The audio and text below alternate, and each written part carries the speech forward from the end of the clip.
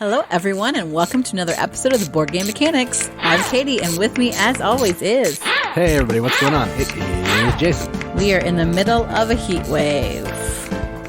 I don't think it's everywhere, but definitely here in the Midwest. It's been in the 90s the past couple of days. I was going to the grocery store with my grandma the other day, and she said, "Oh, I saw on the news. It was the highest, June since I've been alive, like 120 years or something." I'm like, wow, it's hot. Yeah, it's pretty miserable. Yeah. Not that we would know because we don't go outside, but... We pay for air conditioning. Why do we go outside when it's hot? Come on. Well, and the problem with the heat wave is that it was right on the heels of this terrible storm that knocked out a lot of people's power. So it's been kind of a rough going around here in our neck of the woods. Yeah. Being hot, no power, ugh, yuck. Yeah, that is no bueno. So we, however, are cool inside. And out. I'm so cool. Oh my gosh, stop it. You're embarrassing yourself. That's nothing new. Yeah. I did get to go to a pool already. I went to my sister's house and somehow I burned my shins. Yeah, my shins. That's how you know you got talent right there, people. Shins. I didn't get burned at all. Because you didn't go outside. You didn't go to the pool. I didn't leave the house. Oh, man. No, so hopefully wherever you are, you're staying cool and have power so that you can listen to us this week. Because we have some exciting stuff since we're back from Origins. But before we get to that, I have some news.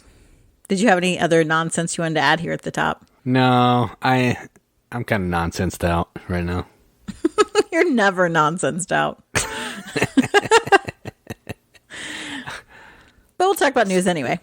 Speechless. I only have 2 items for you this week. There's a lot of good stuff coming down the pipeline. Oh, man. Like good stuff. But I like to keep things, within like a week or so, although I was stretching it a little bit this week. Hey, before you get started anymore, I backed a Kickstarter today. I can't imagine it'll last. It's gonna last, but we'll see. Yeah, we'll see. I don't want to make that proclamation yet, but I did click back. We'll see. He clicked back, and then like the pledge manager's would come up, and he's like, what was I thinking? Temporary madness. I start to sweat. Yeah. Can I talk about news now? Yeah, sorry. I asked you if you had nonsense to fund, and I didn't have nonsense until we got right here. So that's where my nonsense came in. All right, to the actual news. I have one from Kickstarter and one from GameFound. So keeping it real. The first one I almost overlooked because there's pictures of miniatures on the main screen for this game, but I realized they're just player pieces. So the game is Crossroads Inn, the Innkeeper's Creed. So this is by a company, I guess they're video game publishers and developers called Clubater. They're from Poland. I don't know exactly more about them, but this is a story about you running an inn. So immediately I was thinking, kind of Taverns of Tiefenthal, which it does have that kind of aspect where you have your own grid. It's a 5x4, I believe, grid where you're going to put tiles that are upgrades to your inn and workers and all those kinds of things. But this one's there's a little bit more to it than that. There's a lot more player interaction in this game because you're able to, yes, you're going to invest in equipment. You're going to invest in services. You're going to invest in workers. You can also invest in special guests that you're going to hope to get really great tips out of.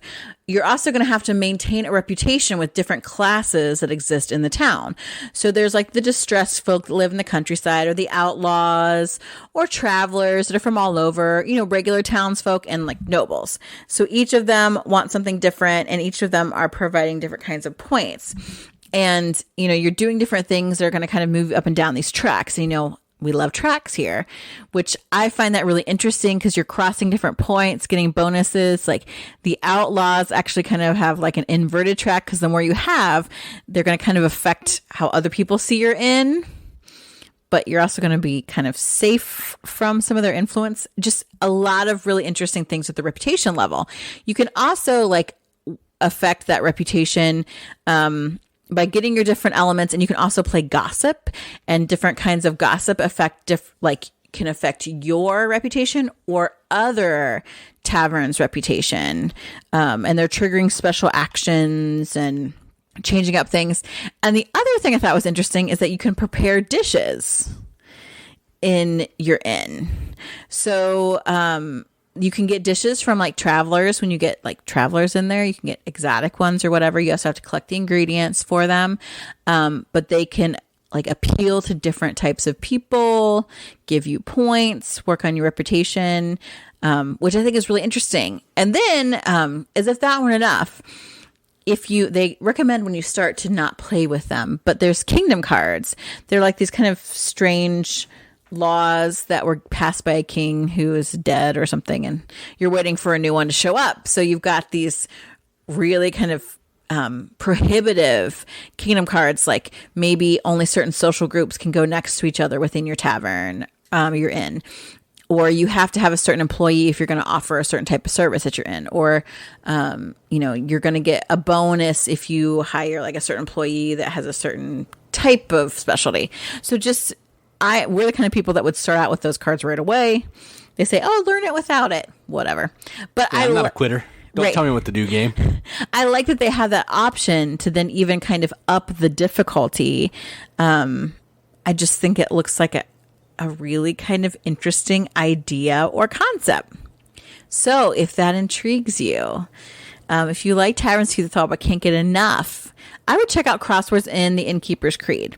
Now, I will say, right now they have the miniatures it's 4 players, 1 to 4 players, or 2 to 4 players. I am irritated that the females, of course, one is like some super buxom woman. The other one is kind of in a slightly provocative pose. The dude, one guy has a humongous pot belly, and the other one looks like Bob Ross. I just, why? They know their demographic. That just irritates me. Yeah, I don't understand why you can't just make like regular looking people. Like, we all know what waitresses look like. Put a waitress on there. Like, I don't understand. I don't know. But that fact aside, it looks like a really interesting game. Lots of things to balance. So there's 7 days left in that Kickstarter, and the base pledge is $42. Wouldn't have that issue with the minis if they just used meeples. There we go. Boom, I said it. Well, it's true. It does sound cool. Like, I like that theme. Yeah, Taverns of Tiefenthal is like the only game that I can think of that has that theme. Right. So yeah, it would be nice to get another game kind of like that. It sounds cool. I mean, like Grand Austria Hotel, sort of. But sorta. I know. It's basically just a pasted on theme of some dice drafting in Grand Austria. Taverns of Tiefenthal actually, like, I feel like the theme is integrated a little bit more. Yeah, and I think this one's really interesting because, like, you're getting different groups of people to stay, and then you can make dishes, but you're also like working on what you can do in your inn and like upgrading it and the stuff that you have. And do you have a chef, and do you have a bathhouse, and how are those going to benefit you? Do you have posh decorations or a fireplace? Like, I just think there's a lot. It seems like kind of a little more in depth, which I thought was interesting. So yeah, I thought it was cool. Thought you'd like that. Yeah, I do. It sounds cool. The next one is purely something that I would enjoy. And this is from GameFound, and it's called Enigma Crime Scene, Chicago and Sicily. So it says it's a replayable crime scene investigation game that you can play competitively, cooperatively, or imposter mode. And I'm like, whoa, that's a lot. But just the regular, what I assume is competitive, looks good. However, I don't quite understand how it's replayable, but I don't also know all the full mechanics of it. But there is some cool stuff in here. You're solving crimes, but they give you like this really cool like suspect board that you can put cards on with your suspects. It comes with like a little monocle so you can look closely at these clues and at different things that they're going to give you. There's some puzzles. The deluxe edition has like a fingerprinting kit. You can find like they give you some other interesting like puzzly things that you can work on. Even in the regular edition, there's like a passport to look at. There's some newspapers. and there's like a crime scene where you can like, it's like a blueprint of it, and you can move things around to kind of sort out what kind of happened at the crime scene. It's kind of like Sherlock and Detective came together and had a baby with maybe a little clue thrown in there. Because there's like 10 suspects, 5 weapons. So I'm assuming maybe you kind of... Yeah, I was going to say, that's probably the replayability is you just randomly shuffle things in and then it's going to be different every time or something. But you have like these puzzles to solve and things. And I'm like, I just don't get it. But... yeah, I don't get it either. It still seems exciting. There's like a little circular cryptogram thing that you can use to solve like code. I just think it sounds pretty cool. Like I'm intrigued, and there's these kind of murders that happen in these 2 different locations. One is in New York. One is in Chicago, Sicily. Picture it, Sicily. Yeah, 1912. Yeah, I don't know. But they've got tools like hourglass and dice, and it also comes with like VR glasses, so it has that like Chronicles of Crime feel, like lots of different things going on in this. It looks super cool. Everyone knows I love detective stuff. Absolutely. And this looks like no exception. So if you are like me, like solving crimes, check out Enigma Crime Scene, Sicily and Chicago. There's 12 days left from the game found, and the like base pledge is approximately $54.83. How they do the gameplay, make it replayable as an enigma. Huh? Yeah. I'm not even going to acknowledge that with a fake laugh. Like I want you to insert cricket sounds right here. I'm not super into these games. Like, it's just not my thing, but people really like them. You really like them. And to get one that's replayable will be nice, because a lot of these, you play through them once until they give you new cases or you download new cases, you're stuck. So to be able to keep doing it over and over and over, if it's something you like, that's cool. Like Consulting Detective, unless you wait 10, 20 years, you're not really going to remember. Well, most people aren't going to remember after 20 years. Then you can play it again. So it's just, it's nice to be able to play something that you enjoy over and over and over and have fun with it. That's true. And that is my new segment. All right, so this whole episode is going to have to do with Origins. So this is not actually the feature. I don't know how we're going to get to the feature, but this is just going to be the games played section of games that we played at Origins. So everything on this list, I believe, let me look at the list to make sure. Yes, we played at Origins. Yep. And we wanted to just kind of recap a little bit of our gameplay experience, and then somehow we'll try to transition into other things about Origins. I don't know how that's going to happen, but we'll figure it out. We're professionals here. Katie was going to go first because she played a game that I didn't play, but because she did a lot of talking, we'll skip past that and we'll come back to it. Okay. So the first game that we're going to talk about is actually one of my favorite types of games, and that's a party game. Stop the lies. But anyway, this party game was actually really fun. I'd never heard of it. We actually played this with the guys from the Board Game Rundown and another guy from the DV Games booth. I think his name was Jeff. Is that right? Yep, Jeff? it was Jeff. I don't know his last name, but Jeff was a cool guy. He played this game with us. We're Facebook friends now, so like it's real. It's official. It's real. It's real. And you'll hear more about Jeff later. He'll come back up. But the game that we're going to talk about here is called Platypus. Platypus is a word-style party game where you're all playing together to solve some kind of thing.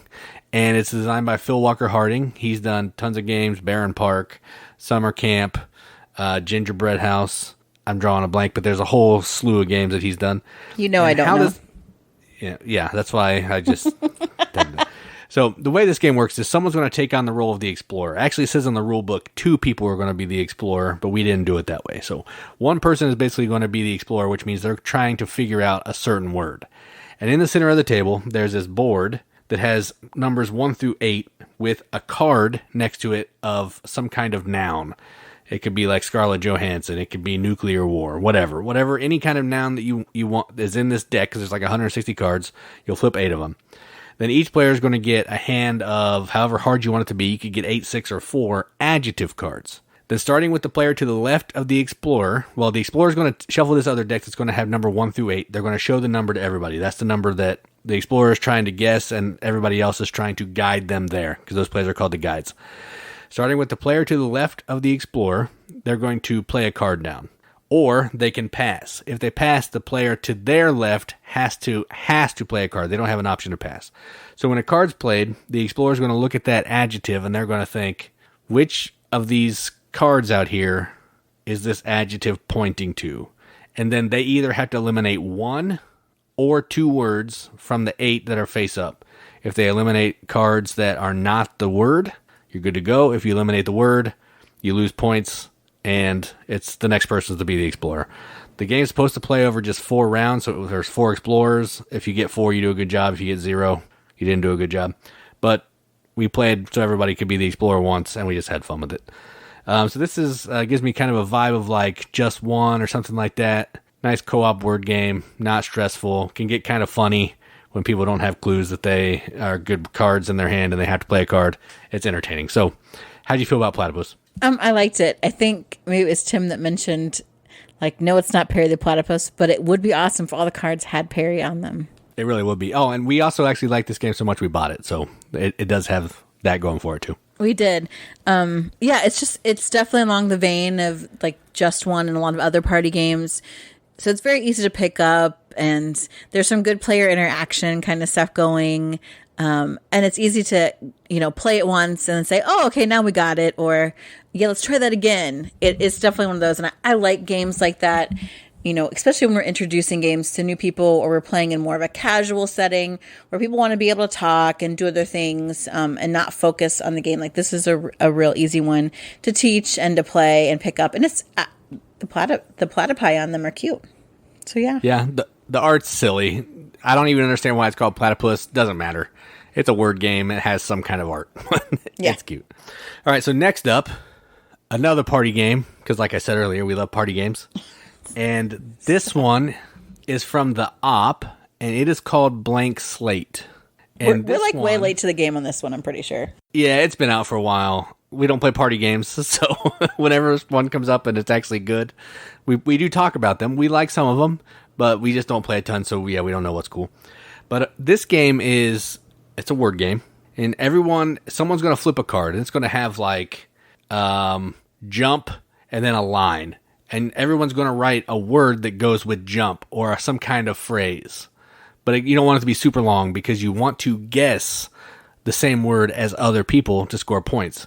If you guess with one person only, you both get 3 points. If you guess with multiple people, everybody that guessed gets 1 point. And if you didn't get match with anybody, you don't get any points. So you're going to do that, and you're racing to get to 25 points. I think that's what the score was, 20 or 25 points. And whoever gets to 25 points first is the winner. That's the whole entire game, but it's really fun. It's another word game that I like. I don't have to get up. I don't have to do charades. I don't have to act out things. I don't have to give people clues. I just write a word, flip my board over, and see what happens. That's the kind of party game that I want to play. And this was fun. It's silly. Me and Katie matched a whole bunch because we're good at party games. And yeah, it's a good one. We matched a whole bunch because we are married and we are one. That's true. That is true. And Spencer was getting jealous. And then Bob asked Spencer if he wanted to marry one of us, which was pretty funny. I don't remember that. Was I not paying attention? You probably weren't paying attention because there was a lot of other inappropriate talk going on too, but that was discussed. So this is a party game I like. What do you think about Blank Slate? I like this one a lot, mostly because I won, and I was real mad that Jason only by a point. I know. I was mad that it only won by a point over you, but we did keep matching together a lot because when you've been together for like 16 years, you tend to say the same things or talk about the same things. So, that happened. It is one of those fun games where sometimes you don't want to match. There's a lot of games like that, or other times you want to maybe match everybody. And so this was a nice one where it's like kind of in between. Match one, but not more than one. It felt like Dixit scoring. Isn't that kind of how Dixit scores a little bit? Kind of. I could see where you'd think that. But it is another one of those like really easy, like off the cuff, easy to teach, easy to pick up, easy to play another round again. Poor Jeff didn't match with anyone hardly at all, but he still had a good time. He did play this one. I forgot about Jeff. Yeah.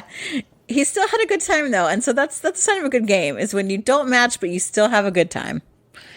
And I would like to own this one also. So, because I think we have lots of people that would play it and enjoy it, because it is along the lines of some other games that we have. So yeah, I had heard of this game before, but since again, we don't play a ton of party games, Jason never seeks them out. I had to wait for someone else to introduce it to us for us to play it, but it was a good time. I was listening to the Bobby Bones show once, and they actually had an advertisement like during his show where he did like the actual read for Blank Slate, which I thought was interesting. Just a side note. That's just, that's a free one for everybody. Yay. But stay tuned to our YouTube channel. I think we might be getting a copy of this for review. Not 100% sure, but if you want to see more about it, you can hopefully see it on our channel soon. Now, talking about that game we skipped at the top that also included Jiff. You don't have to bring up all this background. Like, ignore the man behind the curtain, okay? Okay, Katie, tell me about one. Speaking of types of game that Jason doesn't like to play, there's a social deduction game that Tim from Board Game Rundown, his friend Bryce, who they also were, he is from DV Games, and they're working at his booth. He has a game that I believe is coming out. I don't know when, soonish. They're working on developing.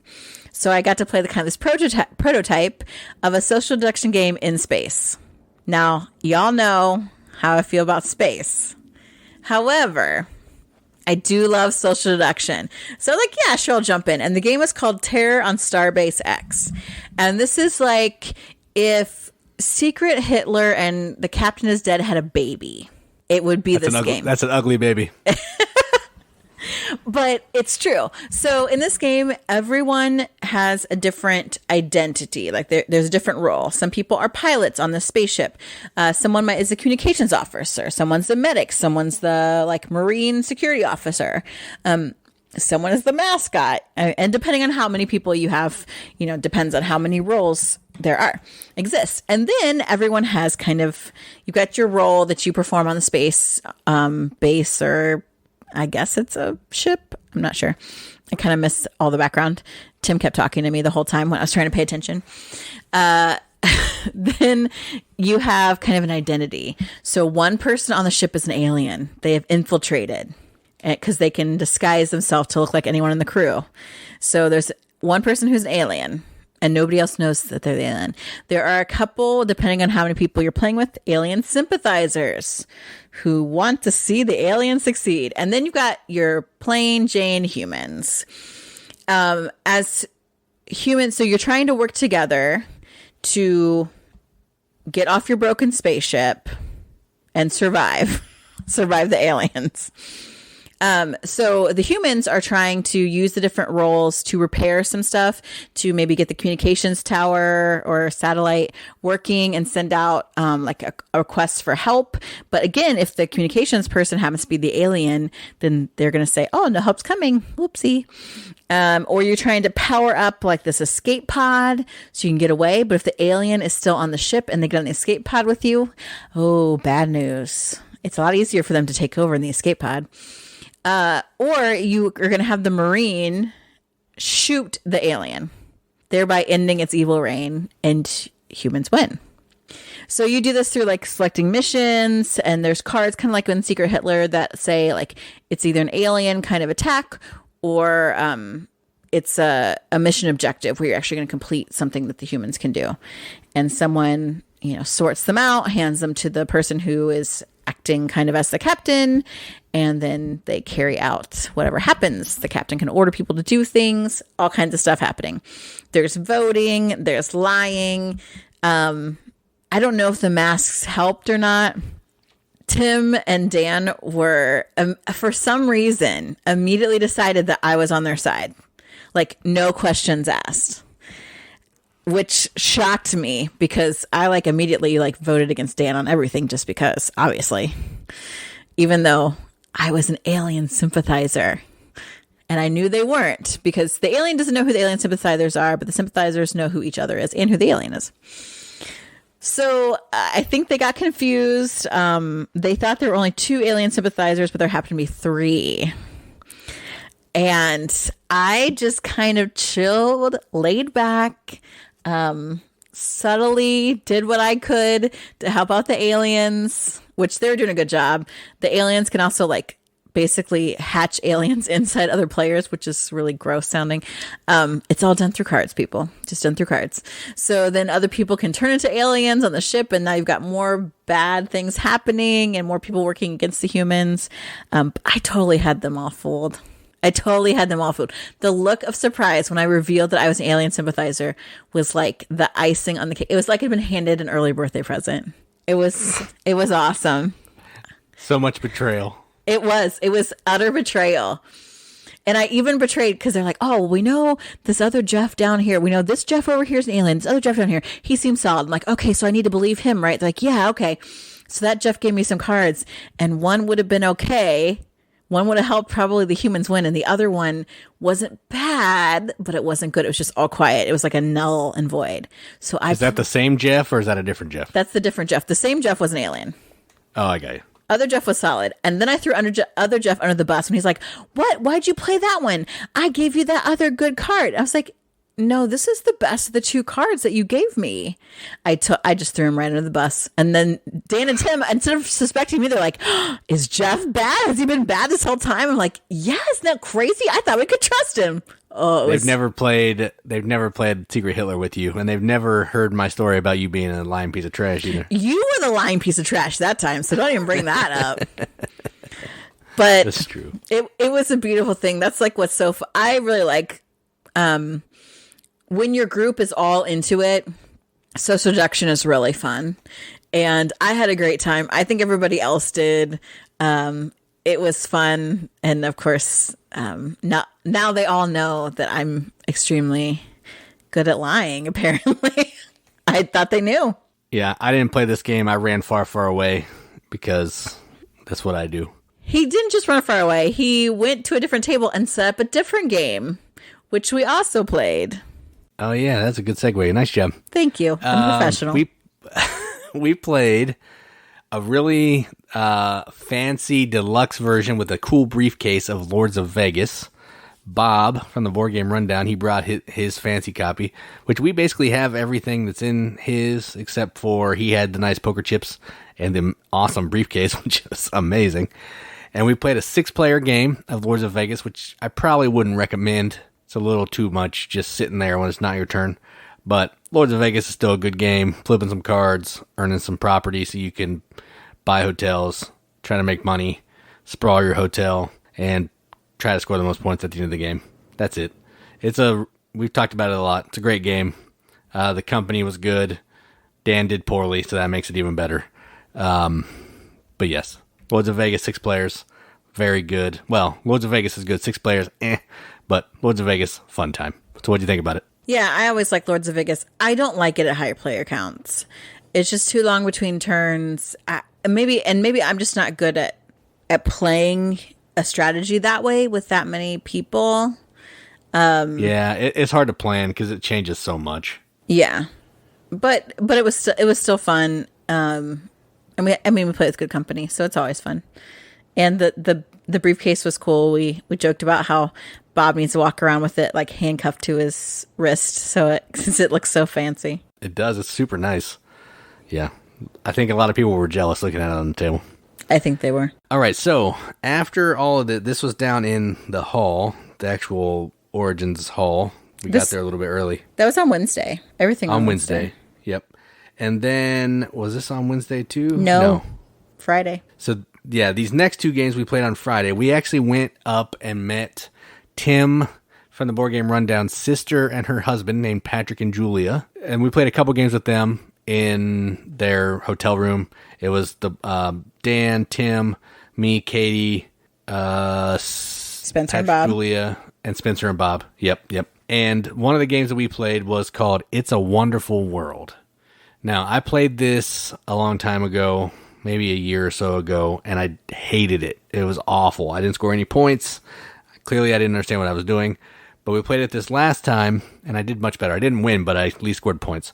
And It's a Wonderful World is a drafting game, kind of like Seven Wonders. You're getting a card, you're passing them to your left or to your right.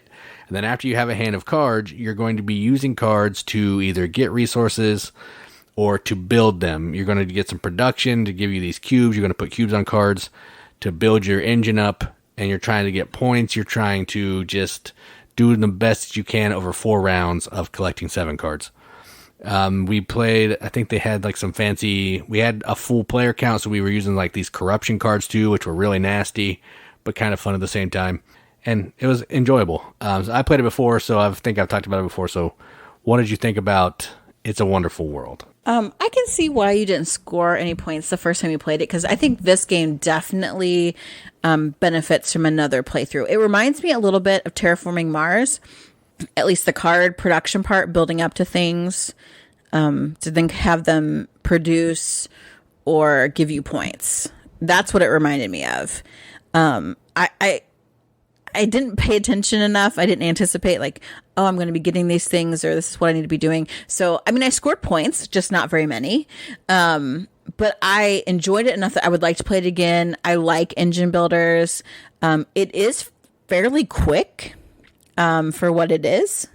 So I'd like to try it, a couple more times and try out. I think there are different approaches that you can take to playing it, which I think also makes it fun to try it many times, because you're like, oh, maybe I want to go after this thing or this other thing. I like that about it. It's like, I don't know if it has like the theme and the artwork I don't care for necessarily, but I like the idea of, building cards and making engines and stuff. So I thought it was good. I'd like to play it again. Yeah, I wonder if Chris still has this, because I would like to play it again and try some other kind of strategy, because I enjoyed it 1,000 times more this time. And definitely one of those games, if you play it once, you need to play it again, probably right after, because then you'll know what you're doing. It's not even a hard game, but the engine is kind of tricky the first time you're playing, for sure. All right, so another game that I'm not going to talk about because I didn't play it. So Katie, have at it. Okay, so Spencer had gotten the much anticipated, much talked about Return to Dark Tower from Restoration Games. I never played this originally. I have no nostalgia attached to this game. It does have some miniatures in it. Jason was immediately out. I was like, yeah, sure, let's do it. So it was Tim, myself, Patrick, and Spencer who played this. And you each have your own like character that has a special actions and stuff. I let them pick for me, so they asked me what my favorite Marvel character was, and I said, well, it's got to be someone from the X-Men, which Rogue is my favorite. So they made me Spy Master. And then we randomly picked some stuff. There were these like auric things, because there's like these little monsters. Then there's like a bigger thing, which are these ugly spider things, which I really hated. And then there's like this bigger kind of guy who was like the Titan. And then there's like the boss, which was like Issa, I think was the name of the boss. But it looked like a weird looking dude. So I was really confused. Some kind of mage, maybe. I don't know. But it's cool. Like there's this app integration with the tower. You go through the app for each turn, saying what you're doing, like moving on. You're moving through different months. Ours happened to have this kind of quest where you had to go into these different dungeons. You go through 3 dungeons, find these shrines, then you could unlock explore this last place, and then you could fight the big bad. And so, a lot of the dungeons required stealth. And so we kind of let Patrick captain this a little bit. He did not quarterback, but just gave some advice. He played it a lot, really likes this game. I'm like, dude, I will do whatever. I don't care. And they're like, okay, your character has stealth. You need to delve these dungeons. So I took that as my assignment. Like skulls kept popping out all over my side of the board. I was like, somebody else got to take care of these because you told me to go to the dungeon, and that's what I'm doing. So every time it was my turn, I'm like, okay, I'm going to this dungeon, and I'm going to go in and go through. And of course, in typical me fashion, I didn't just go to 1 room or 2 rooms. I had to go through like 9 rooms in every stinking dungeon.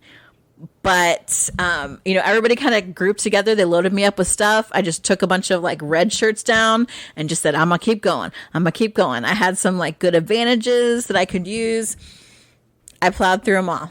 And we ended up winning in like, I don't know, 4 months, maybe 3 or 4 months, which is pretty good from what I hear. I don't know. Everyone, Patrick said you needed the win before month 4, or around month 4, or you weren't going to win. Right. So I was like, okay, I was given a job. I did the job. Apparently everyone else did not understand that. They're like, well, why don't you come out of the dungeon? Like, why aren't you leaving? I'm like, because I have to find this shrine. You told me to explore the dungeons. I'm doing what I came to do. I'm not leaving. I still got dudes. That's fine. I'll give up this, potion for some advantages. We'll get something new later. I don't care. I'll hit the bazaar on the way out. Yeah. So it was tense because you have to click on the app and you choose which way you're going to look in which room. And of course, I obviously always chose the wrong way because I had to explore all the way around the dungeon. I just left a litter of dead bodies everywhere in there, but I did it. I did my job. I said, I don't know what the rest of you are doing. You said this is my job. I'm here to do my job. They're like, oh, we're going to fight this guy and for this guy. I'm like, okay, well, I'm just going to go to the dungeon. That's what you told me to do. So it was fun. Like, do I need to own this game? No. Would I play it again? Sure. If someone else really wants to play it, yeah, I don't have a problem playing it. I'm not I'm not very tactical in a lot of games. That's just not my thing, but I know how to be a good supportive player. So I will go get artifacts for people, do whatever. I will do whatever I need to do to help the team as a whole. So if you give me one assignment and you say you delve the dungeons, I will delve the dungeons. I will do that thing. And so that was my job. It was fun. I think if you like games with like attacking and, kind of mitigating bad things to fight this boss, absolutely. It's cool. The tower's cool. The app is neat. The integration is really neat. I don't need to own it. There's no worries that I'm like converting to Ameritrash. But yeah, I absolutely would play it. Unlike Jason, I will play almost any game. I say that, and I stand by it. I stand by it 95%. There's some games that I just don't want to play. And this game, it looks good in the table. I'm not going to deny that. But it just has so much stuff I don't care about. I don't want fighting. I don't want minis. I don't like app stuff.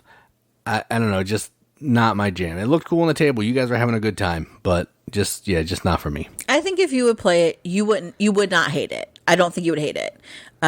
Now, would you like it? Maybe not. But you would not be like, this is the worst game I've ever played. I don't think so. Well, that's probably true. That's probably true. But, I did enjoy it. So, yeah, I took a little walk on the Ameritrash side and had fun.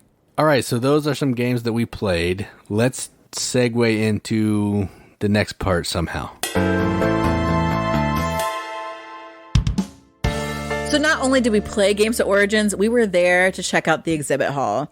And the exhibit hall had some really cool stuff that we talked about a little bit in our last episode. So if you don't remember, check out episode 220 for the things we were excited to check out. 219. 220 was my I forgot. Side episode. Dang it. So check out 219. Don't check out 220. No, do check out 220. But you can see what we were looking forward to at Origins compared to what we found. And we found some pretty awesome stuff and stuff that I was actually surprised by.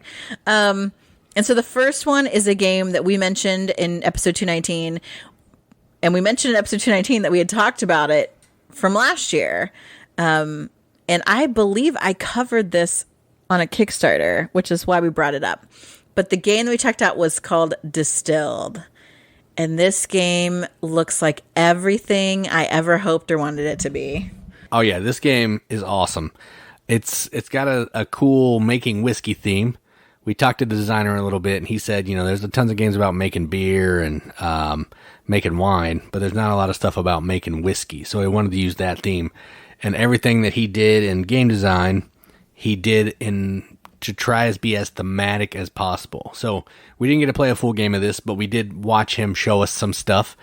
And the way this game works is you're trying to collect these different ingredients, and you are then going to be converting ingredients into certain types of whiskeys or vodka or whatever.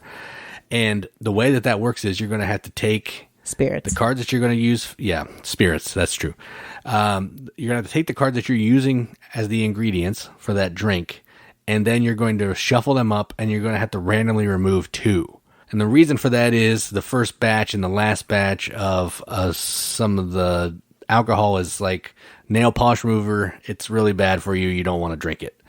So in theme, you're going to be doing that in your cards. So the tricky part here is you could get rid of some of the ingredients that you need for your drink or your spirit, and it turns it into something that's not as good. So you're pushing your luck a little bit to try to get cards in there that maybe extra cards that you don't need, but will protect you from removing these cards. And there's just a whole bunch of cool components. There's special abilities. There's flavors that you can get into your different types of barrels that you're mixing. It's awesome. I thought it was going to be like a board game, but it's effectively just like a card building tableau game, but definitely one that I'm super pumped about. Looks fantastic. And the designer, really nice guy. Yeah, Dave Beck was so nice. Talked to us about the game. Kind of talked about some of his influences. He really likes heavy euros like Tricerion. And so we felt like, dude, you're a kindred spirit. And he loves like the thematic kind of nature of it. And he talked about he's got some new projects. I think he's going to reveal one maybe in the fall that he couldn't talk about, which is really cool. He honestly was surprised by how much they made on the Kickstarter. And I was like, dude, this game is awesome. How could you be surprised? But he really was. He was saying that the retail version is not going to be any different from the Kickstarter. It's going to have game trays in it, which I always think is nice when they are functional and they work well.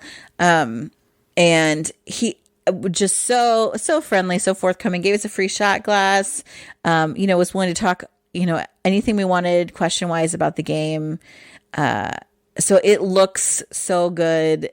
I definitely am going to hunt this one down when it's released. I think. Oh, for sure. And you can pre-order it now, actually. Yes. Yeah, there was a QR code. I don't know where you go. Probably GameFound, Kickstarter somewhere. Yeah, I'm not sure on that, but I don't know if it's the publishers. Paverson Games, maybe.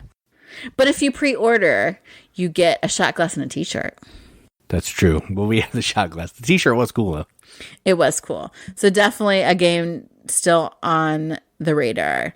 And speaking of games that you can get in the future, we hunted down, not just for Mike, but Mike specifically asked to check out Septima from Mind Clash Games. Buddy. This game was everything I wanted it to be. We watched a playthrough, maybe a couple hands from some people who were playing a demo copy. The production value, awesome. The gameplay seemed really smooth. It made sense. It was thematic. It was just cool. There's lots of tracks and things to manage. You got to manage your coven. Your witches in your coven have special abilities, and you have to have them in the right position to activate them. You have to keep them from getting on trial by the witch hunters. Whoa. Yeah, and speaking of this game, this is the one that I said I backed up at the top. I backed this bad boy. It's over my price range, but it's going to be worth it. It's going to be worth it. I know. I'm trying to decide if I need to talk about it on like Kickstarter news in like a week or two again. Oh yeah, for sure. So this game, so I'll talk about it a little bit. This game does have some semi-co-op. Don't let that scare you, because I think the semi-co-op in this is basically you're all trying to work together to save these villagers that are sick. By going to the hospital and all that kind of thing. But it's really self-serving. You're not really working together necessarily. Well, that's true, but you're still doing this a thing that you can all do, though. I feel like the only semi-co-op part is the fact that... The trial part? No. If you and I... So there's the simultaneous action. If selection. If you and I choose the same action, that actually gives us a bonus for the action, which is great. But then you've got witch hunters that move towards you or move in your area or arrest one of your witches if they're too close. So I think, yeah, that's true. I would assume that that's what it means by semi-co-op. Yeah, I was thinking the trial, too, when you're trying to get those people around, the witches that are on trial. Yes, but you're trying to get the witches yourself. Like, they come to your coven if you win the trial. That's true. But I guess that's true.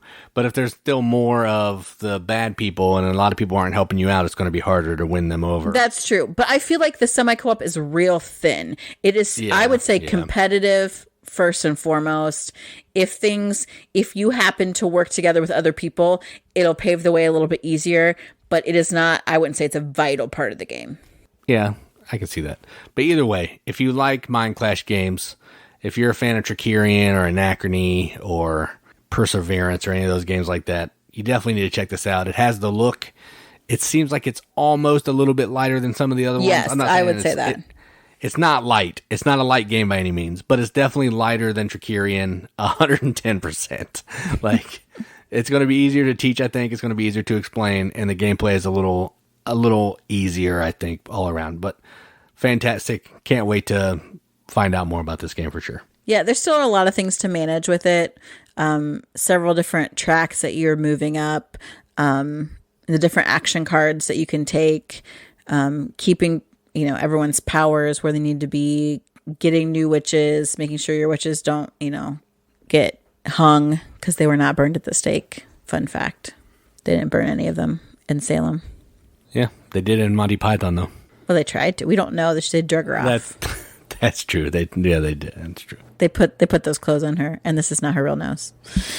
Anyway, so Septima looks amazing. Check out the Kickstarter. It's live now when this episode airs. I may be talking about it again in news in a couple weeks.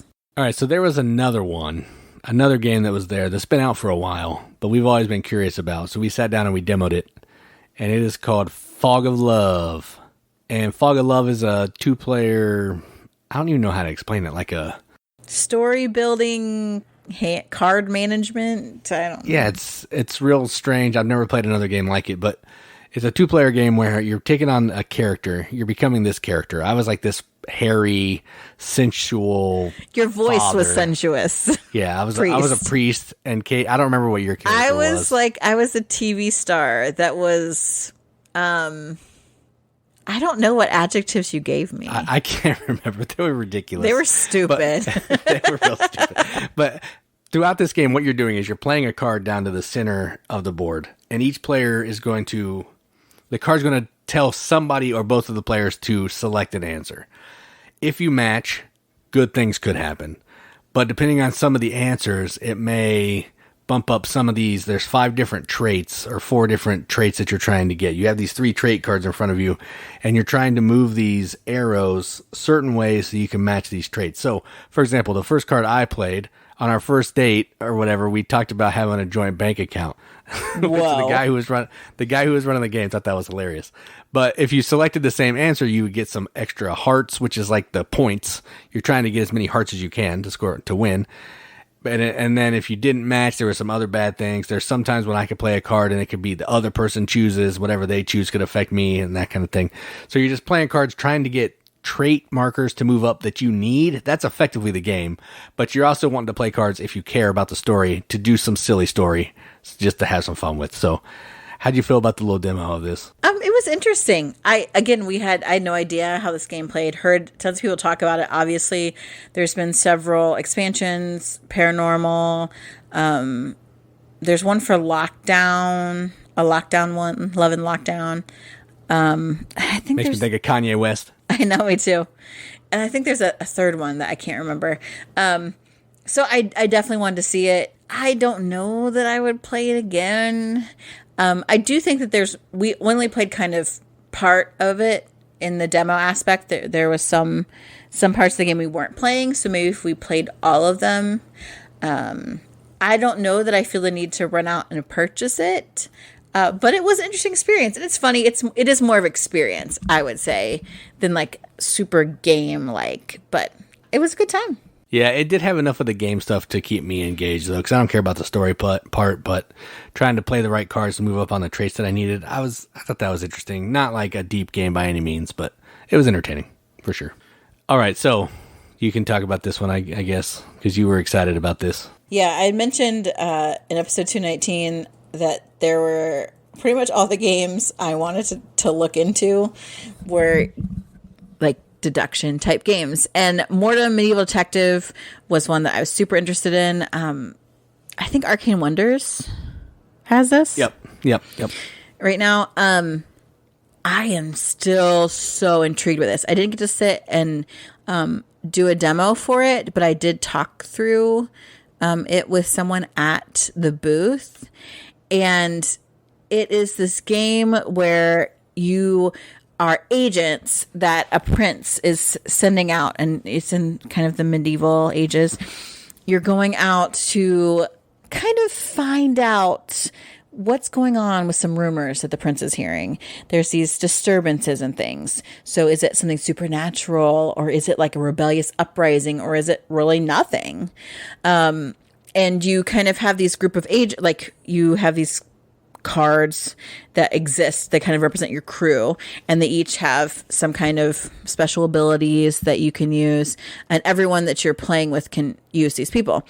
And then you're going out and going through a series of cards where you're answering questions, like making choices. So you're finding things out.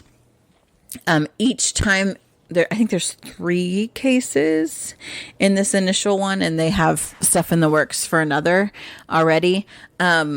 You kind of have an objective that you need to accomplish, like find a map or something. How you do that is kind of up to you, and you can learn other things along the way. Because then at the end of this episode, the scenario, you can say, okay, yes, we reached this goal. Then it's also, well, what did you find out about, the farmer's daughter, or what's going on down at the mill? And you may be able to answer them, or you may not, because you really cannot explore every card, find out everything. But it's all part of this one continuous storyline through these 3 different scenarios. I am like wicked intrigued by this. You collect items that you can spend and get back. And then there's also time. Like, it takes time, which means I'm only going to go through so many cards, or how, whatever, before I have to make sure I have my objective. And so that's also kind of pacing you while you can't see everything or do everything.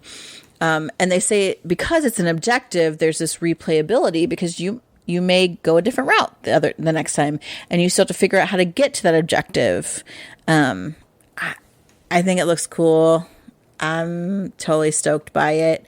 I believe you can purchase this already. Yeah, I'm not sure. It was for sale there, but yeah, I don't know if it's for sale everywhere else. I think it might have been a lot cheaper there. I should have bought it there, because it's for sale on... It was $50 there. Oh, no, it's $50 on BGG too. But I'm intrigued in trying it, but again, I have a shelf still of detective games that I still need to play, but this is definitely something I want to check out at some point. Speaking of detectives, everyone knows I love Sherlock. Y'all know. Yeah, you do love this game. I love Sherlock so much. There's also a new consulting detective version out right now. It's got Cthulhu, which I don't care about Cthulhu, but I care about owning all of the consulting detective stories. But I haven't even finished the last one. So I'm showing restraint.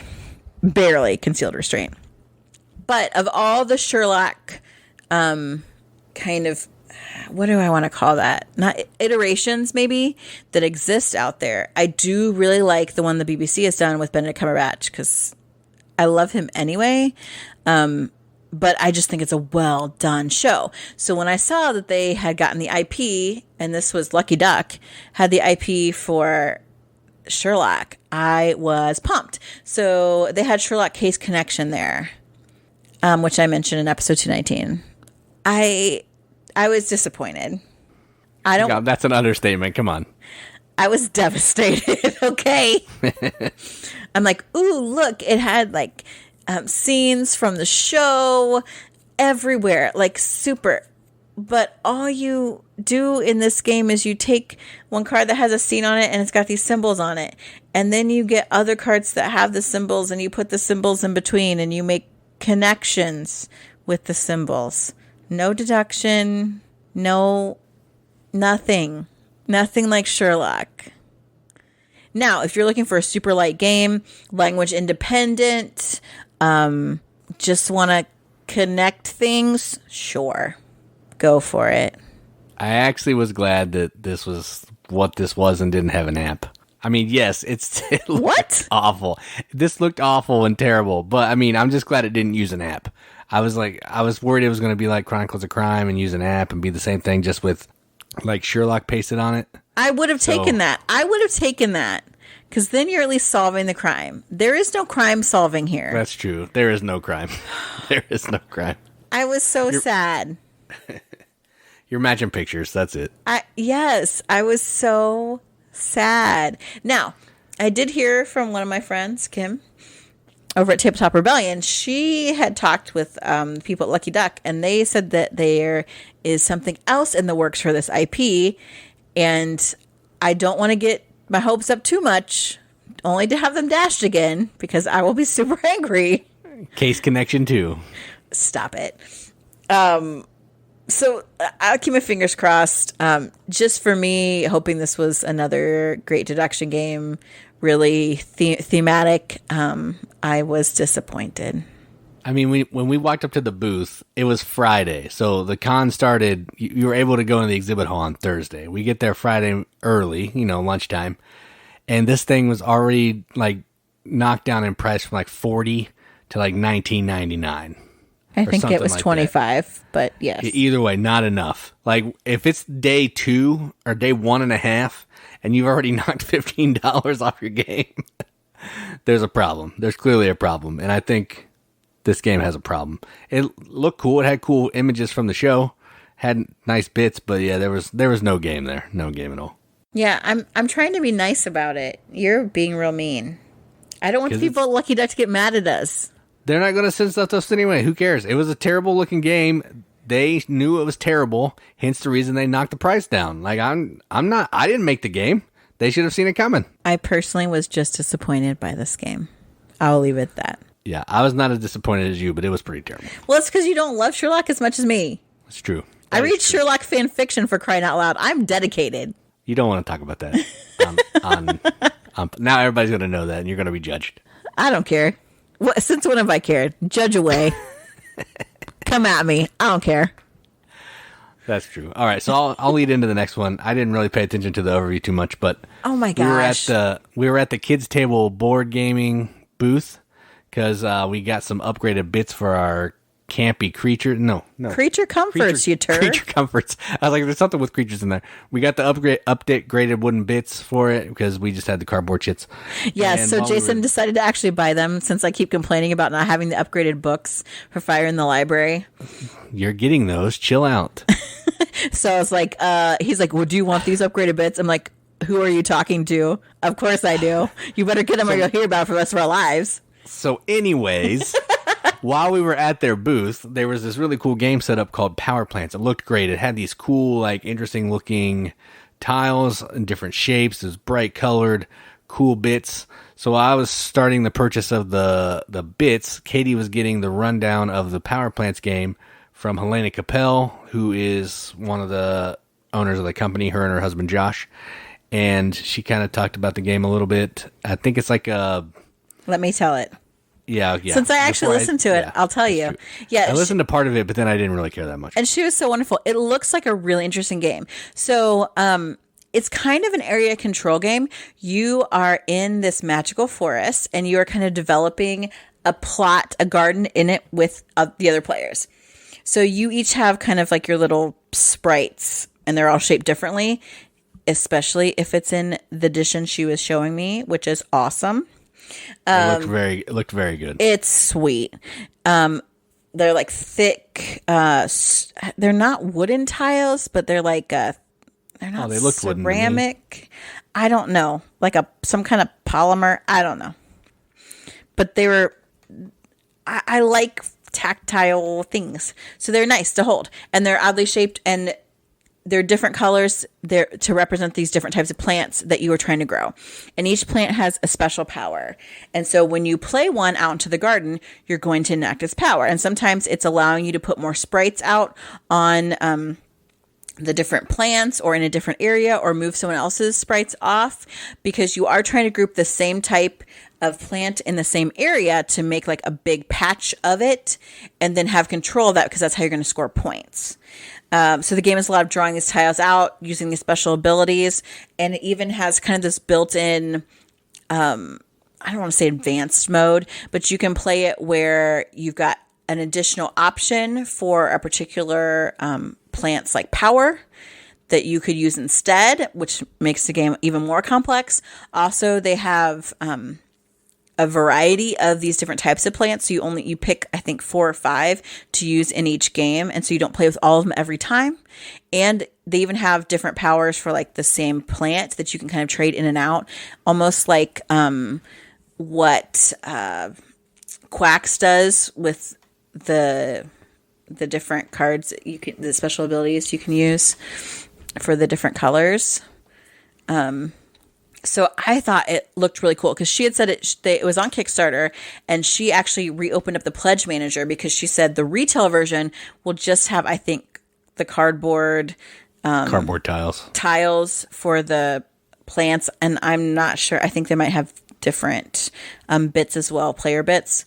So if you are all interested in power plants, you like little area control games, you like bright colors, these different varying player powers, I would go try and check this out. If you're listening to this in real time, because you want that Kickstarter version, because it is pimp.